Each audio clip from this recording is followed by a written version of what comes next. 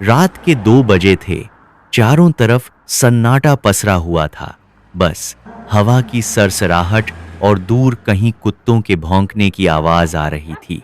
मैं, आकाश, अपनी पुरानी मारुति 800 में बैठा एक सुनसान सड़क पर चला जा रहा था। मुझे अपने दोस्त राहुल के घर पहुंचना था, जो शहर से काफी दूर एक छोटे से गांव में रहता था। उसने फोन पर बताया था कि उसे मेरी मदद की सख्त जरूरत है। अचानक मेरी गाड़ी का इंजन एक अजीब सी आवाज के साथ बंद हो गया। मैंने कई बार स्टार्ट करने की कोशिश की, पर सब बेकार। अब मुझे पैदल ही आगे बढ़ना होगा। टार्च जलाई और आगे बढ़ चला। सड़क के दोनों ओर घने पेड़ थे, जिनकी परछाइयां इतनी डरावनी लग रही थीं, जैसे कोई विशालकाय राक्षस मुझे घूर रहा हो। थोड़ी दूर चला ही था कि मुझे सड़क के किनारे एक पुरानी टूटी हुई हवेली दिखाई दी। उसकी खिड़कियां टूटी हुई थीं और दरवाजा आधा खुला था। मन में आया कि यहीं रुककर सुबह होने का इंतजार करूं, पर फिर राहुल का ख्याल आया। उसकी आवाज में इतनी घबराहट थी कि मैं रुक नहीं सकता था।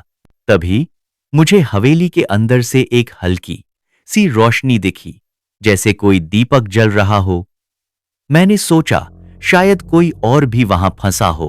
हिम्मत करके मैं हवेली के अंदर चला गया। अंदर घुसते ही अजीब सी बदबू आई, जैसे कुछ सड़ रहा हो। हवेली के गलियारे में पुरानी तस्वीरें लटकी हुई थीं, जिनमें से कुछ की आंखें मुझे घूरती हुई महसूस हो रही थीं। मैं धीरे धीरे आगे बढ़ा।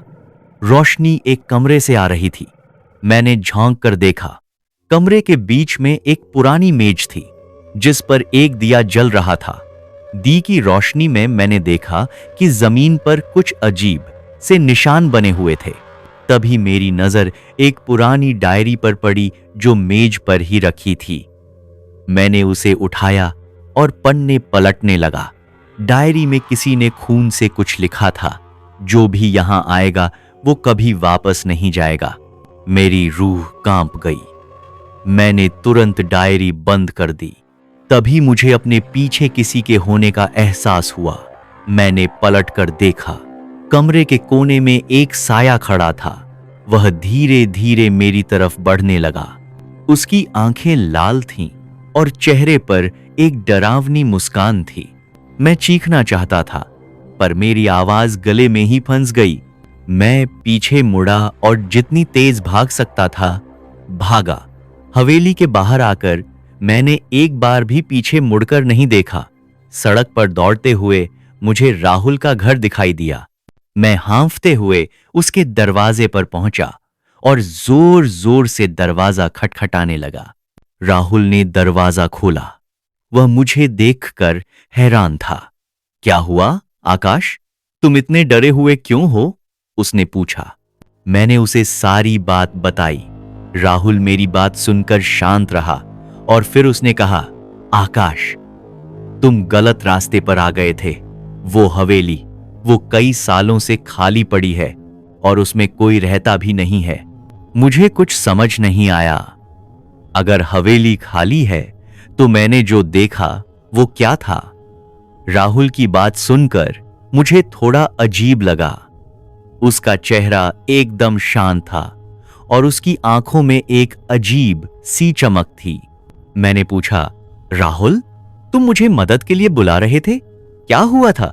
राहुल ने एक पल के लिए मेरी आंखों में देखा और फिर एक धीमी, डरावनी आवाज में बोला, मदद? हां, मैं मदद के लिए ही बुला रहा था, तुम्हें इस घर में बुलाने के लिए। तभी घर का दरवाजा अपने आप बंद हो गया और कमरे की सारी लाइटें बुझ गईं। सिर्फ बाहर से आ रही चांदनी में मैंने राहुल के चेहरे को देखा। उसकी मुस्कुराहट अब और भी भयानक लग रही थी और उसकी आंखों की चमक पहले से कहीं ज्यादा तेज हो चुकी थी। मेरे पैरों तले जमीन खिसक गई। मैं समझ गया था कि मैं एक ऐसी जगह आ गया हूं जहां से वापसी नामुमकिन है।